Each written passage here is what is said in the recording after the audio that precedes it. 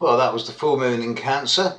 It's been pointed out to me that I haven't finished my section on the moon signs, and what better time just after the Cancer full moon to do a segment on the moon in Cancer. So this is primarily for those 1/12 of the people in the world who are born with a Cancerian moon.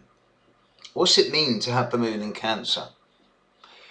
The moon is about your feelings and emotions. It's your sensitivities, habit patterns, day-to-day life and routines. It's your functioning personality at the minute-by-minute level. It's how you evoke, emote, experience and sense.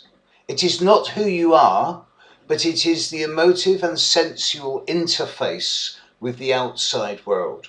It reflects the light of the sun out into the world, which is why the moon sign is as important as the sun sign.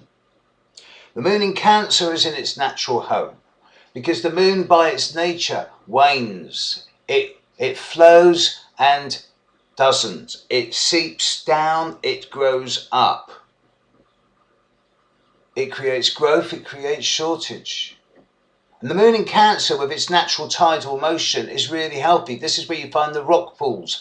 The moon in Cancer can be the archetypal crab in many ways, particularly at the emotional level. They're always going to have stashes of food somewhere. Underneath the pillow there's going to be the bar of chocolate.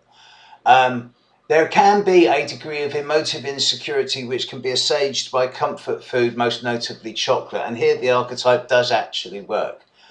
At the same time, the moon in Cancer individual will always have a space in their home for anyone who really needs it. There's always going to be a spare couch or a sleeping bag. There's going to be a meal cooking on the stove. There's going to be a sense of, much greater sense of security and feeling being offered by people with the moon in Cancer than most other signs. Yes, they do respond very powerfully to stimulus, especially in their immediate home environment. And if you're both, let's be diplomatic, say fortunate enough to live with a person with the moon in Cancer, you should know by now that one wrong look or one wrong word, especially first thing in the morning, is enough to turn them off. So give them their space the first thing in the morning. For the first 5 minutes, you're fine. Moon in Cancer make great home builders.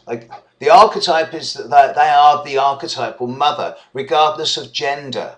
Certainly there's going to be strong family attachments, predominantly to the feminine lineage rather than the masculine.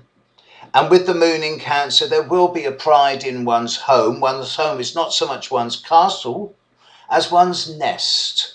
And it is where one takes one's shell off and is sensitive. So few people really come to, the only people who come to moon in Cancer's homes are those who are either close family or who have been known a long time, a number of years, and are trusted. Because the home is not secret, but private. Moon in Cancer, these are the people you often see with the big round faces and the big rosy red cheeks who smile a lot. They look like the full moon. This is why most people think the Cancer moon people are Cancerians. They're not. But like the moon, they ebb and flow. And one day they can be really cheerful, social, and all the fun of the fair. And the next day they could be quiet and broody and moody and behind the scenes. And like the moon, they change each day. Moon in Cancer people are the best homemakers in the zodiac. They're the best people to rely on for a quick meal or for a hug or a cuddle or for just a shoulder to cry on.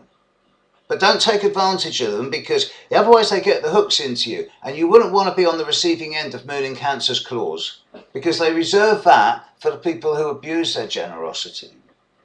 And then they never come back again. Moon in Cancer, best homemaker of the zodiac. If you're lucky enough to have this sign, stay warm.